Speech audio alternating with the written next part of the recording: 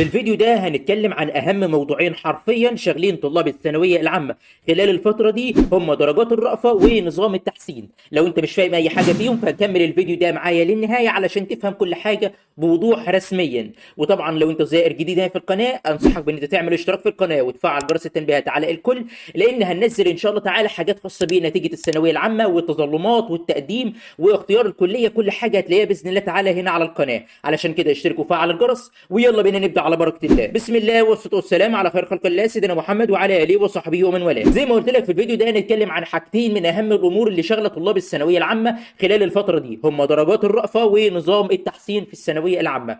مبدئيا كده درجات الرأفة موجودة حتى الآن في الثانوية العامة، ودي حاجة ما فيش أي غنى عنها في أي نظام تعليمي في العالم.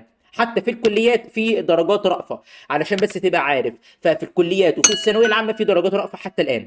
طيب لو انت عايز تعرف درجات الرأفة كام، ففي فيديو نزلناه على القناة بنتكلم فيه عن درجات الرأفة والحدود الدنيا ليه المفروض ان انت تاخدها في اي مادة. لكن تلخيصا، درجات الرأفة دي بتعطى للطالب اللي هو رسب في المادة ومحتاج عدد معين من الدرجات علشان ينجح. تمام كده بالنسبه لدرجات الرأفة. ندخل على نظام التحسين.